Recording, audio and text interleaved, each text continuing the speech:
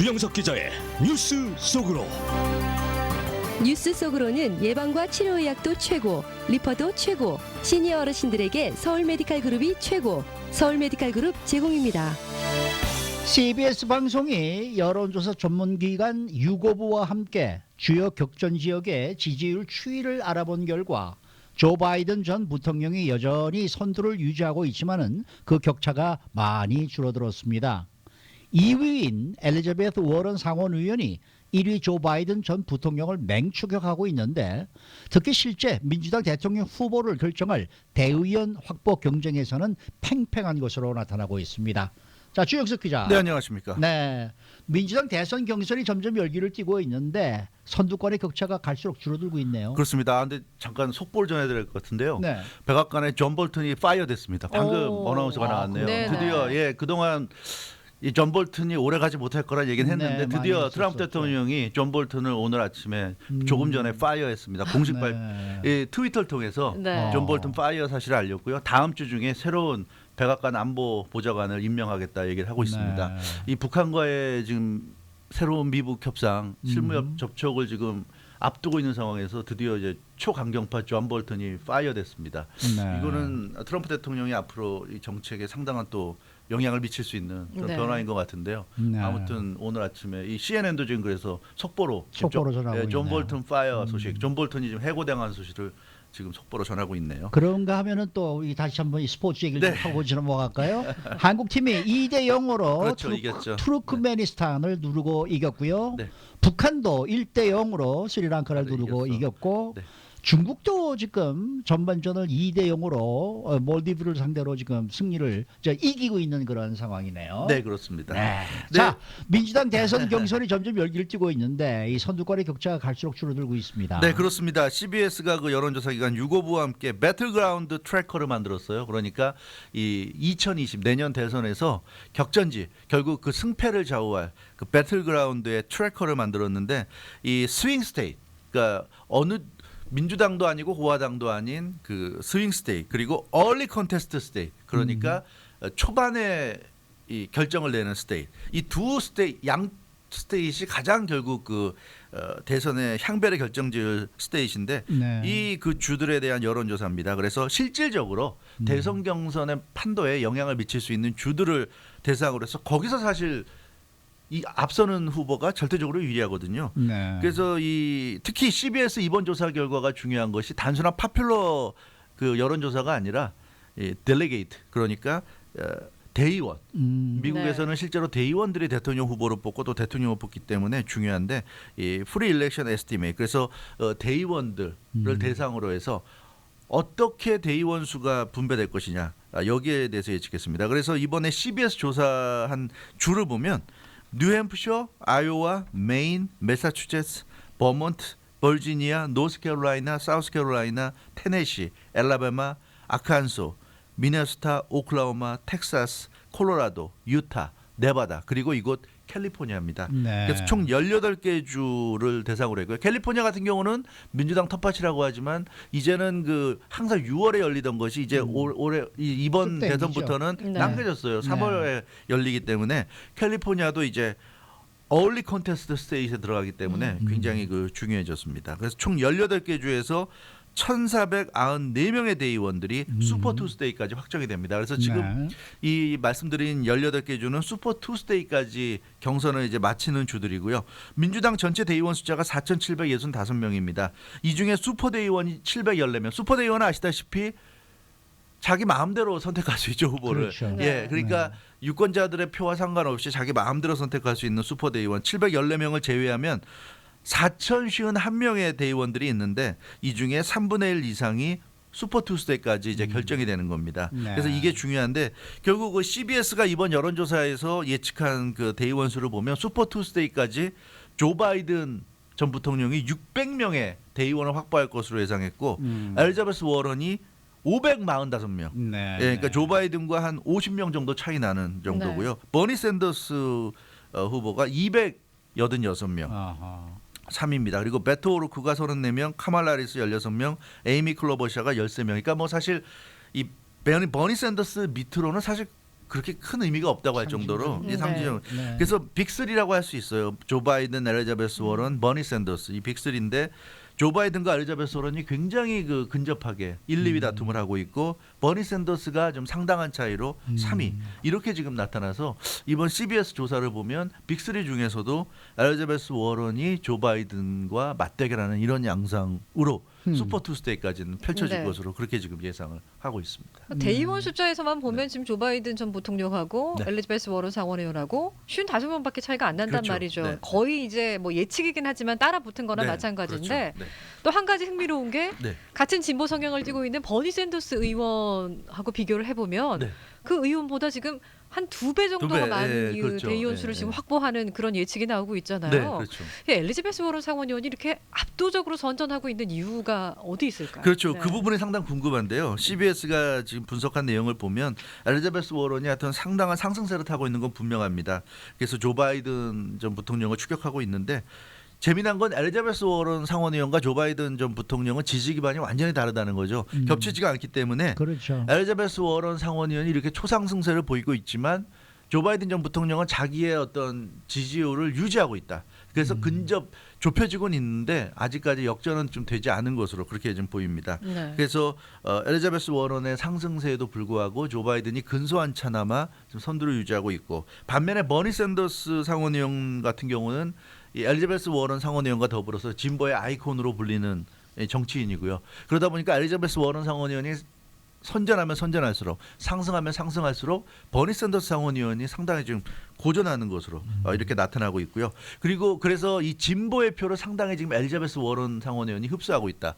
그리고 또 한 가지 엘리자베스 워런 상원의원이 버니 샌더스 상원의원보다 선전하는 중요한 이유는 빅3라고 말씀드리지 않았습니까? 네. 이 조 바이든, 엘리자베스 워런, 버니 샌더스까지 빅3고 그 밑에가 이제 중요한데 빅3 외의 군소 후보들의 표를 엘리자베스 워런 상원의원이 대거 지금 잠식하고 있는 것으로 나타났어요. 예, 그러니까 이 군소 후보를 지지하는 지지자들이 있습니다. 민주당 성향 유권자들 중에. 그런데 이제 승산이 희박하다고 느껴질수록 대안을 찾아야 될 거 아닙니까? 그럴 때 버니 샌더스 상원의원보다는 엘리자베스 워런 상원의원 쪽으로 지금 쏠리고 있다는 얘기예요. 그러다 보니까 버니 샌더스 상원의원보다 거의 2배 가까이 엘리자베스 워런 상원의원이 지금 앞서가고 있는 것으로 나타나고 있는데 이 군소 후보들 엘리자베스 워런도 아니고 버니 샌더스도 아닌 그밖에 다른 사람을 지지하는 그러니까 조 바이든을 제외한 다른 후보를 지지하는 민주당 성향 유권자들이 의외로 버니 샌더스보다는 엘리자베스 워런 쪽을 상당히 많이 지금 대안으로 생각하고 있다. 그 점에서 네. 지금 버니 샌더스 상원의원이 좀 밀리지 않나 이런 분석이 나오고 있습니다. 그러니까 결론적으로 빅3라고 지금 네. 얘기를 하고 있는 거 아닙니까? 네, 네, 그렇습니다. 네. 조 바이든, 엘리자베스 워런, 그다음 버니 샌더스. 네. 근데 이게 뭐 세 명이 지금 대결을 한다. 이 향방이 어떻게 끝날지 예측이 쉽지가 않아요. 아직은 쉽지 않아요. 버니 샌더스도 저력이 있기 때문에 있잖아요. 이게 벌써 조 바이든과 엘리자베스 워런의 양자 다툼으로 좁혀졌다고 하긴 조금 이른 것 같고요. 좀 더 두고 봐야 될 것 같습니다. 그래서 아직까지는 3파전이다 이렇게 보는 게 맞는 것 같고 특히 주요 지역 판세를 보면 그런 양상이 더 두드러지는데요. 지역에 따라서 굉장히 차이가 납니다. 이게 가장 먼저 경선이 치러지는 뉴햄프셔 같은 경우에는 엘리자베스 워런 상원의원이 27%로 1위입니다. 조 바이든 전 부통령이 26% 2위. 그러니까 오차범위 내긴 한데 네. 어찌됐건 상징적인 의미가 있는 뉴햄프셔에서 엘리자베스 워런 상원의원이 조 바이든 전 부통령을 따라잡았고요. 버니 샌더스 상원의원이 25%로 3위입니다. 그러니까 1위, 2위, 3위가 1%씩으로 맞물려 있어요. 그러니까 사실 뉴햄프셔 같은 경우는 버니 샌더스가 3위라고 하지만 1위가 돼도 전혀 이상할 게 없는 그런 지역이고 굉장히 그 오차범위 내에서 1, 2, 3위 후보가 접전을 벌이고 있다. 그리고 아이오와 같은 경우는 조 바이든 전 부통령이 29% 1위, 버니 샌더스가 26%로 2위, 엘리자베스 워런 상원의원이 17%로 3위. 아이오와 같은 경우는 조 바이든, 버니 샌더스가 오차범위 내에서 1, 2위 다툼을 하고 있고 엘리자베스 워런 상원의원이 아이오와에서는 조금 밀리는 그런 양상이죠. 네. 이런 걸 보면 조 바이든 상원의원의 저력도 있어요. 사실은 뉴햄프셔와 아이오와를 둘 다 버니 샌더스가 1위를 해도 이상하지 않은. 왜냐하면 그 두 지역 다 지금 오차범위 내에 있습니다. 1위와. 그런데 이 뉴햄프셔와 아이오와가 가장 먼저 경선이 치러지는 지역이에요. 그래서 예를 들어서 버니 샌더스가 뉴햄프셔, 아이오와를 1위로 끝낼 수 있다고 한다면 그 다음 지역에 미치는 영향이 굉장할 수 있다. 그런 점에서 아직은 좀 두고 봐야 되겠고요. 반면에 사우스캐롤라이나 같은 곳은 조 바이든 전 부통령이 43%로 압도적으로 1위입니다.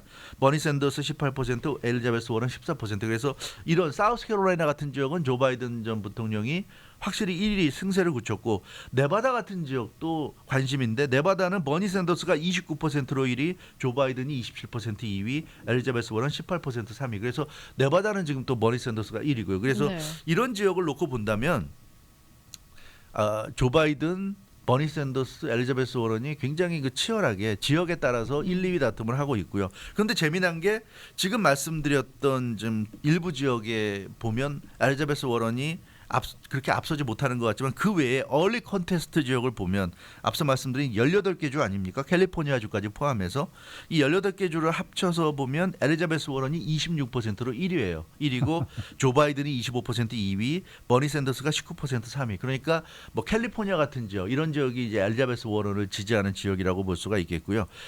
그래서 이 엘리자베스 워런이 오차범위 내긴 하지만 조 바이든을 앞서고 있다. 1% 앞서고 있고 버니 샌더스가 19%, 엘리자베스 워런과 7% 차이, 조 바이든과 6% 차이니까 버니 샌더스는 아직도 찬스가 있고 카멜라 해리스가 4위인데 8%니까 상당한 차이거든요. 카멜라 해리스부터는 좀 현재로서는 찬스가 좀 희박하지 않은가. 뭐 특별한 어떤 변수가 생기지 않는 한 지금의 페이스가 그대로 간다면 좀 뒤집기는 어려워 보이고 피트 버티저지가 6%로 5위, 베토 오르크가 4%로 6위 이렇게 달리고 있습니다. 그래서 엘리자베스 워런, 조 바이든, 버니 샌더스 3명이 선두 다툼을 벌이고 있는데 앞서 말씀드린 대로 카멜라 해리스, 피트 버티저지, 베토 오르크 이 사람들을 지지하는 표가 어디로 갈 거냐인데 네. 이 CBS가 관측하는 바로는 엘리자베스 워런 쪽으로 갈 가능성이 높다. 지금의 추세를 볼 때 이게 굉장히 중요한 것 같아요. 그래서 엘리자베스 워런이 상당히 좀 주목을 받고 있지 않은가 그렇게 좀 볼 수가 있을 것 같습니다. 어쨌든 뭐 지금까지는 탑 3가 네. 박빙이란 말이죠. 박빙이죠. 지금 네. 어떻게 지금 엎어질지도 모르는 네. 그런 상황인데 네. 굳이 저희가 좀 예측을 해보자면 이제 다른 군수 후보들이 다 떨어져 나갈 네. 경우에 네. 조 바이든 전 부통령 그리고 엘리자베스 워런 상원의원의 이 파전이 되지 네, 않을까 될 수도 있고요. 그런 생각이 들긴 해요. 네, 예. 맞습니다. 그래서 이 결과적으로는 그렇게 될 가능성이 높지 않나. 아직은 좀 조심스럽긴 하지만 그런 예측을 CBS가 하고 있고 변수는 역시 TV 토론인 것 같아요.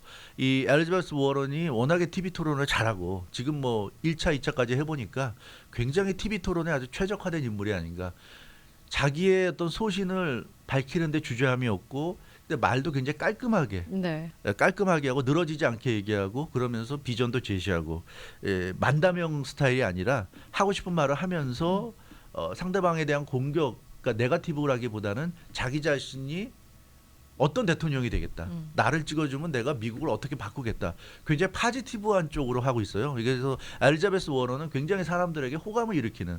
그러니까 말을 잘해도 그 잘하는 말을 가지고 상대방을 공격하고 흠집내기에 몰두하면 사실 너무 네거티브니까 오히려 감점이 될 수 있는데 엘리자베스 워런의 그 토론 스타일을 보니까 상대방을 비난하는 스타일이라기보다는 자기 자신의 정책을 드러내면서 자기가 어떻게 미국을 바꾸겠다 이런 식으로 얘기를 하니까 굉장히 그 유권자들에게는 좀 좋게 작용하는 것 같습니다. 그런 면에서 엘리자베스 워런이 유리한 것 같고 또 한 가지는 조 바이든 전 부통령이 좀 뭐라 그럴까요? 중도적이면서 좀 온건한 보수적인 사람들한테 표를 얻어요. 그러니까 이 사람은 조 바이든 전 부통령은 민주당 성향 유권자들한테도 표를 얻지만 민주당 성향 유권자 외의 유권자들 그러니까 민주당도 아니고 공화당도 아닌 사람들 그리고 네. 공화당인데 온건한 공화당 그러니까 트럼프 대통령도 싫고 좀 너무나 좀 한쪽으로 좀 너무 오른쪽으로 치우친 공화당이 실은 좀 라이트한 공화당 그런 사람들의 표를 얻을 수가 있거든요. 그러다 보니까 그게 조 바이든 전 부통령의 장점인데 그게 또 단점이 돼요. 뭐냐하면 민주당 유권자들 사이에서는 엘리자베스 워런에게 좀 밀리고 있다는 거죠. CBS 이번 조사를 보면 민주당 성향 유권자들의 60%가 엘리자베스 워런을 지지하고 조 바이든 전 부통령을 지지하는 그 퍼센테이지는 50%입니다. 그래서 민주당 성향 유권자들의 표심에서 지금 밀리고 있다. 이제 그런 걸 보자면 앞으로 민주당 성향 유권자들의 표심 경쟁에서는 엘리자베스 워런에게 밀릴 가능성도 있다. 다만 프라이머리는 오픈해서 이 투표가 이루어지기 때문에 그런 경우에는 이제 민주당 성향 유권자 외에 투표도 받을 수 있기 때문에 그런 경우에 이제 조 바이든 전 부통령의 강세가 이어질 수도 있고 그런 점에서 엘리자베스 워런과 조 바이든의 양자 다툼이 될 수 있고 변수는 이제 버니 샌더스 상원 의원인데요. 만약에 엘리자베스 워런과의 격차가 점점 벌어진다면 그래서 버니 샌더스가 엘리자베스 워런을 지지하는 이런 상황이 벌어진다면 그때는 굉장한 엘리자베스 워런 돌풍이 벌어질 수 그렇죠. 있어요. 진보의 표가 몰리고 민주당 성향 유권자들의 표가 몰리게 되면 조 바이든 전 부통령이 감당하기 어려운 상황이 될 수가 있다. 더군다나 지금 카멜라 하리스나 앞서 말씀드린 대로 베토 오르크나 이런 군소 후보들의 표심도 지금 엘리자베스 워런 쪽으로 조금 가는 듯한 그런 양상을 그렇죠. 보이고 있기 때문에 그래서 지금의 모습이라면 조 바이든 전 부통령이 선두긴 하지만 엘리자베스 워런의 돌풍을 이기기가 쉽지는 않아 보인다. 막판에 몰아준다 그러면은 네, 뭐 뭐 엘리자베스 그걸 워런이 될 그냥 걸. 네. 네, 되지 않을까 이런 생각이 드네요. 네.